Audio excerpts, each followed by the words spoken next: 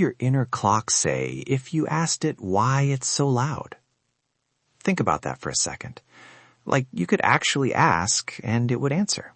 Welcome to The Healing Pen, a podcast about the power of creative writing to help you process stress, reconnect with yourself, and write your way through burnout. I'm Corey Jonke, author, leadership coach, pharmacist, and someone who believes words on a page can help you hear the parts of yourself you've been too busy to notice.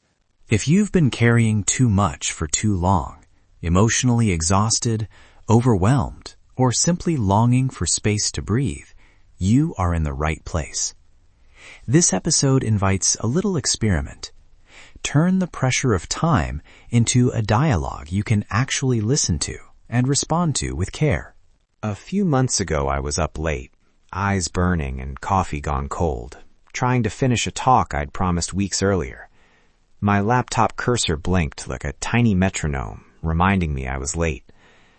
At some point, in sheer exhaustion, I picked up a notepad and wrote a 2-voice script, me and the voice saying, "Hurry."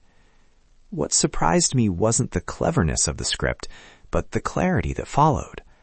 When I wrote the lines for that rushed voice, I heard fear more than demand.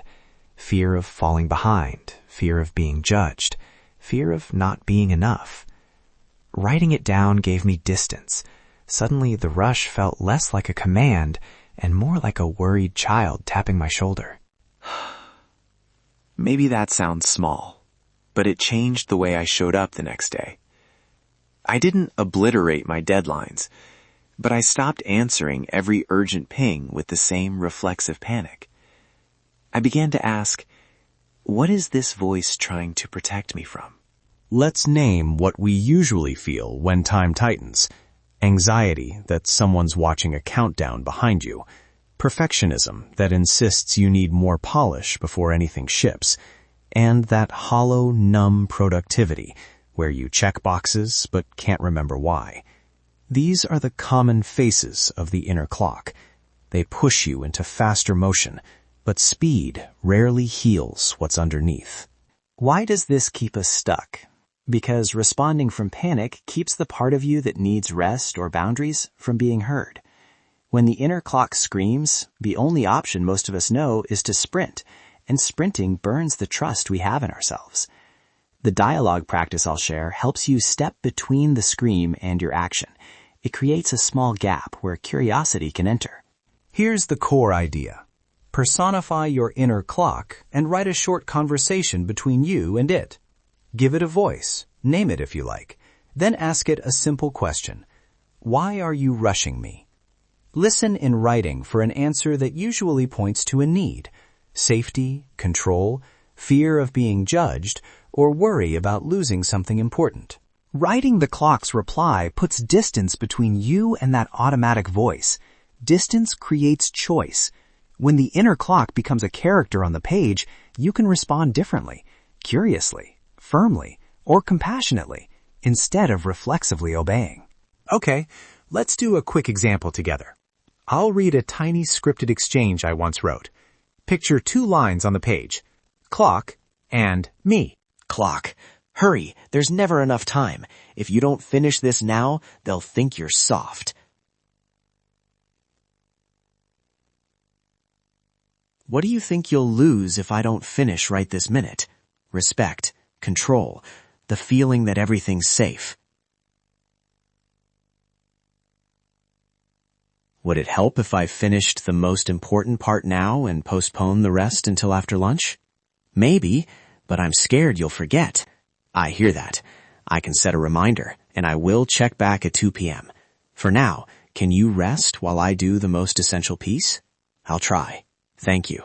That little exchange changed my behavior because the reply honored the clock's worry while offering a practical, bounded plan. Notice how I didn't argue with the fear. I asked a question, named a need, and offered a concrete next step. That's the muscle this practice builds. Now your turn.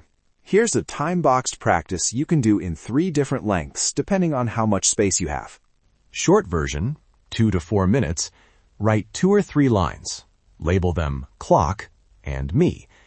Ask the clock why it's urgent and write the first honest reply. Then write one sentence that acknowledges the reply. Standard version, 10 minutes. Set a timer for 10 minutes. Start with a grounding line. Take 2 slow breaths and write grounded, ready at the top. Then write a conversation for 5 minutes where the clock speaks and you respond. Spend the last few minutes writing a small, actionable compromise you can try tomorrow. If the clock gets loud, write that too. Let its words be messy. Longer version, 20 minutes. Begin with 1 minute of breath work. Then label 3 columns: clock, me, plan. Let the clock speak uninterrupted for 5 minutes. Don't censor it. Then respond for 5 minutes with curiosity. Ask questions like, what are you afraid will happen? Or, what do you want me to protect? Finish by writing a small plan with time, boundaries, and a stabilizing phrase you can return to. A couple of micro options if writing triggers more anxiety. Keep the exchange to 2 lines, or end your page with a safety script like, I am okay in this moment. I will return when I'm ready. And remember the time box. 10 minutes, 2 minutes, whatever you pick. Time limits protect you from spiraling. When you're done, don't judge the words. You don't need a polished solution. You need honest ones. Revisit the dialogue later, maybe a week from now, and notice what's changed. Sometimes the clock quiets after a single conversation. Sometimes it takes a few. Either way, you've created a place to listen instead of react. To answer every alarm with speed, you can answer with curiosity. You don't have to silence the clock to be kind to yourself. You can name its worry, offer a boundary, and test a small experiment. Little shifts add up. If this episode helped you, I've put a downloadable prompt sheet and a few suggested script starters at CoreyJanke.com. Look for the episode called Dialogues with Your Inner Clock. If you want deeper support, tools to help you move from burnout to breakthrough, or more guided prompts, that's the place to go. Before you go, if you want a better life, you have to write yourself a better story. If today's episode gave you one honest line, hold on to that. Subscribe, share the show with someone who needs this, and leave a review if it landed for you. That helps others find this space. Thanks for spending this time with me on the Healing Pen. You do not have to have everything figured out to begin healing. Sometimes clarity comes after the writing, not before it. Until next time, take a breath, pick up the pen, and trust that even a few honest words can begin to change the story. I'll see you next time on the Healing Pen.